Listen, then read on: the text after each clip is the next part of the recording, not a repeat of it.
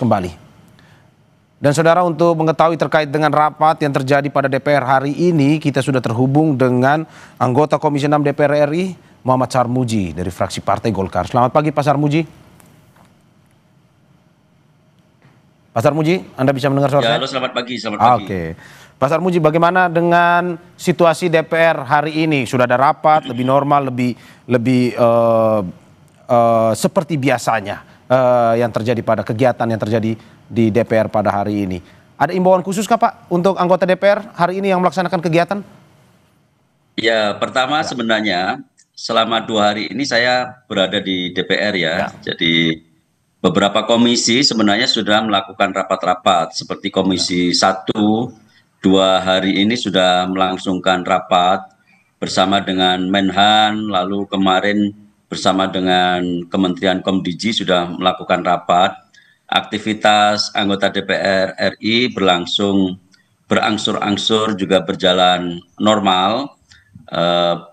Hampir keseluruhan komisi hari ini semuanya sudah rapat, kecuali memang yang jadwalnya ditetapkan bukan hari ini, itu semuanya sudah rapat ya. Komisi 6 sendiri hari ini rapat internal saja.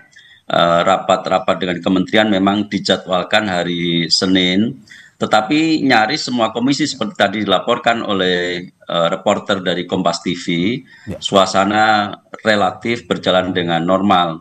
Kami juga mengucapkan terima kasih kepada seluruh rakyat Indonesia yang membuat situasi ini pulih kembali.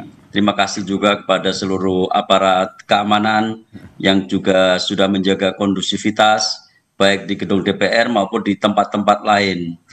Hari-hari ini saya melihat masyarakat Indonesia sudah menyatakan tidak akan terprovokasi karena kerusakan-kerusakan kemarin, kekacauan kemarin, saya yakin bukan disebabkan oleh masyarakat biasa, tetapi memang ada orang-orang yang ingin mengacaukan suasana. Tetapi unjuk rasa yang berjalan tertib, menyampaikan aspirasinya, insya Allah aspirasinya akan kita tangkap dengan baik. Ya, oke. Pak Sarmuji, kemarin Presiden juga sudah mengatakan bahwa meminta kepada anggota DPR untuk bisa lebih terbuka dengan masyarakat yang ingin terutama untuk menyampaikan pesan ataupun aspirasi. Apakah memang sudah ada imbauan seperti itu kepada anggota DPR dari pimpinan? Pimpinan sudah memberi arahan pada kita semua untuk lebih aktif ya menjemput aspirasi masyarakat. Bahkan sebenarnya di DPR periode ini sudah ada juga badan khusus untuk menindaklanjuti aspirasi masyarakat dalam bentuk badan aspirasi masyarakat. Tetapi memang yang harus kita perbaiki, jujur saja yang harus kita perbaiki ini jiwanya, rohnya. Jadi bukan hanya dalam bentuk pembuatan badan spesifik, ada badan tertentu, tetapi memang kita introspeksi, kita memperbaiki jiwa kita bahwa ke depan, hari-hari ke depan akan diisi dengan jiwa yang penuh keterbukaan dan transparansi. Memang kenapa Pak Sarmuji jiwanya selama ini, apakah jiwa yang lebih tertutup atau gimana sebenarnya?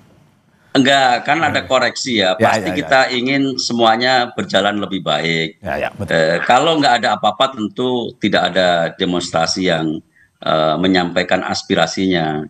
Karena ada sesuatu, ini pasti ada sesuatu dan kita mesti sadar bahwa sesuatu itu harus kita perbaiki. Oke, Pak, bagaimana juga dengan mungkin saja kita melihat terkait dengan komunikasi eksternal dari DPR sendiri untuk ke media massa ataupun yang disampaikan ke masyarakat. Apakah sudah ada imbauan juga agar mungkin lebih berhati-hati dalam menyampaikan sesuatu atau mungkin pemilihan kata atau diksi yang lebih ya pada akhirnya tidak menyinggung mungkin untuk masyarakat atau bagaimana? Pasti.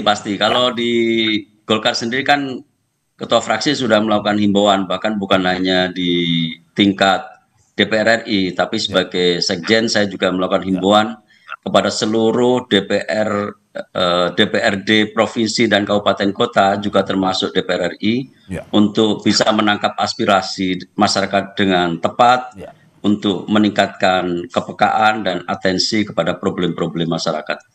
Oke.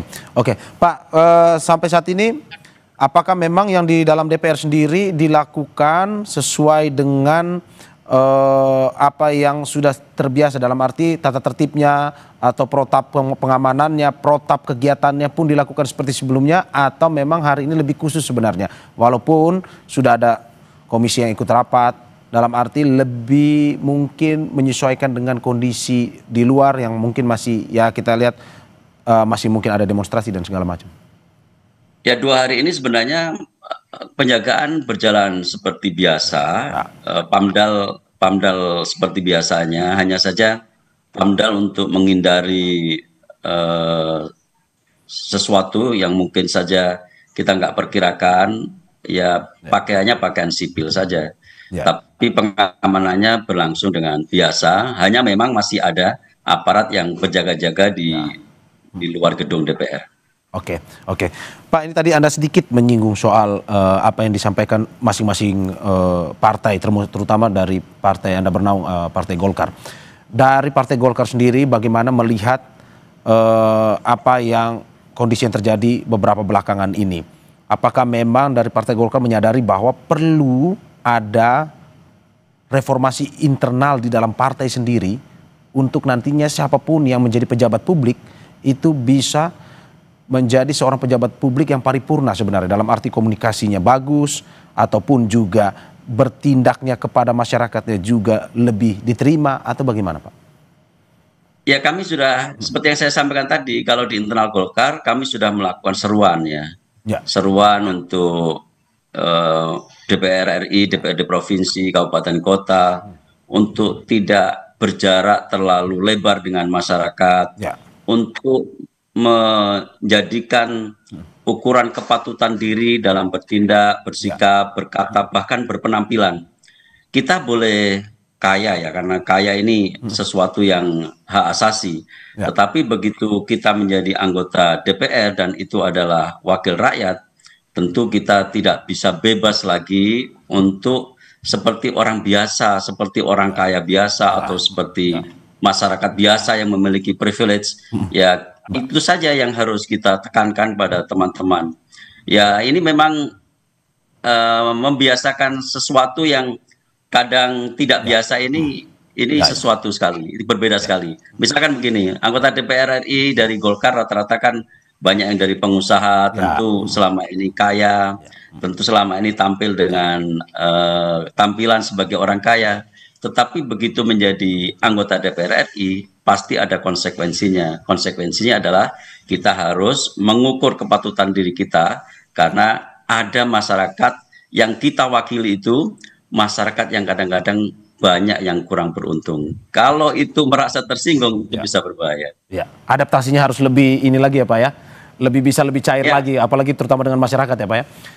Ya, Pak, bagaimana mendakapi juga, kita masuk lebih spesifik terkait dengan Pak Adis Kadir kemarin yang juga nonaktif. Sebenarnya dari Golkar sendiri mau memahami nonaktif ini sebagai apa? Apakah mungkin saja Pak, saya to the point saja, apakah mungkin akan PAW atau bagaimana dari Golkar sendiri Pak? Jadi ini sebenarnya respon dari himbauan dari MKD. MKD meminta kepada partai politik untuk menonaktifkan anggota yang dinilai kemarin ya mungkin agak kurang memiliki sensitivitas lah, taruhlah ada kesalahan-kesalahan misalnya. Tapi khusus Pak Adis sebenarnya dia salah berucap, salah data, atau ya sebenarnya kalau diukur benar begitu kategorinya masih bisa diperdebatkan. Tapi apapun kita sudah merespon itu dengan baik, dan itu adalah rekomendasi dari Majelis Kehormatan Dewan. Dan sebenarnya kalau ditanyakan lebih lanjut, apakah hak-haknya itu akan sama dengan yang aktif, tentu saja berbeda. Kalau hak-haknya sama kan malah rugi kita.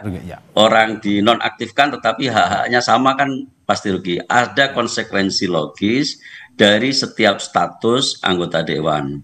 Seandainya ada pertanyaan lanjutan, seandainya belum ada rujukannya, ya rujukannya bisa saja MKD membuat satu keputusan yang bisa mengikat Sekretariat Jenderal untuk bisa menjadi pedoman bagi pemberlakuan atau tidak diberlakukannya hak-hak keuangan yang bersangkutan. Ya. Pak, sorry, lebih spesifik karena mungkin masyarakat juga banyak yang belum tahu ya. Terkait dengan hak yang diterima oleh yang nonaktif ini, kan tadi dibilang berbeda Pak. Apa saja hak yang masih diterima oleh mereka yang nonaktif? Ya nanti MKD yang akan memutuskan, tapi konsekuensi logisnya tunjangan-tunjangan itu pasti nggak dapatkan sama sekali karena mereka kan mereka kan dibebas tugaskan dari kewajiban menjadi anggota DPR. Otomatis kalau tugasnya saja dibebas tugaskan, pasti hak-haknya juga bisa dihilangkan. Apakah memang sebenarnya nonaktif ini sama dengan PAW Pak, nantinya akan tujuannya ke situ atau bagaimana Pak? Nanti MKD yang akan membahas lebih lanjut. Oh, berarti dari MKD Pak ya? Maksudnya keputusan itu bukan dari partai lagi, tapi sudah masuk ke Majelis Kehormatan Dewan Pak? Ya, karena MKD lah yang pertama meminta kepada partai politik untuk menonaktifkan anggota-anggota Dewan yang disebutkan itu. Oke.